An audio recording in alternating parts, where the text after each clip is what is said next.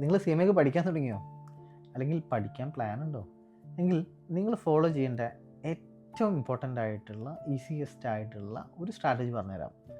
മറ്റൊന്നുമല്ല, ഏറ്റവും ക്വിക്കായിട്ട് അങ്ങ് സ്റ്റാർട്ട് ചെയ്യുക, ക്വിക്കായിട്ട് ഫിനിഷ് ചെയ്യുക. അപ്പോൾ ഈ ക്വിക്ക് എന്ന് പറയുമ്പോൾ ഒരു കൺഫ്യൂഷൻ ഉണ്ടാവും, എന്താണ് ഈ ക്വിക്ക് കൊണ്ട് ഉദ്ദേശിക്കുന്നത് എന്നുള്ളത്. എക്സാം വിൻഡോനെ ബേസ് ചെയ്തുകൊണ്ട് നമ്മൾ പഠിക്കുക. ഓക്കെ, ഏറ്റവും അടുത്ത എക്സാം വിൻഡോനെ ബേസ് ചെയ്തുകൊണ്ട് നമ്മൾ പ്രിപ്പയർ ചെയ്യുക. നമ്മൾ റാപ്പിഡ് റിസൾട്ട് കോച്ചിങ് പ്രോഗ്രാമിലൊക്കെ നമ്മൾ അതാ ചെയ്യുന്നത്. ഒരുപാട് കാലങ്ങളെടുത്ത് പഠിക്കുന്നവർക്ക് പലപ്പോഴും ഒരു കുറച്ച് കഴിയുമ്പോൾ ഡീമോട്ടിവേറ്റഡ് ആവാനും ഫോക്കസ് ഇല്ലാതെ പല കാര്യങ്ങളിലേക്ക് നമ്മൾ എൻഗേജ്ഡ് ആയി പോകാനും, അപ്പോൾ അതൊക്കെ ഒഴിവാക്കാനും നമുക്ക് ഏറ്റവും പെട്ടെന്ന് CMA USA പാസ്സാവാനും, അതോടൊപ്പം തന്നെ CMA പാസ്സായി കഴിഞ്ഞാൽ ഡെഫിനറ്റ്ലി നമുക്ക് അതിൻ്റെ കുറേ അഡ്വാൻറ്റേജസ് ഒക്കെ ഉണ്ട്. അപ്പോൾ അതൊക്കെ യൂസ് ചെയ്യാനും നമുക്ക് കഴിയും. ഒരുപാട് കാലം എടുക്കുന്നവർ പല ആളുകളും കംപ്ലീറ്റ് ചെയ്യാറില്ല. അപ്പോൾ അത് ഒഴിവാക്കാൻ കൂടി വേണ്ടിയിട്ടാണ് നമ്മൾ ഇങ്ങനൊരു സ്ട്രാറ്റജി ഫോളോ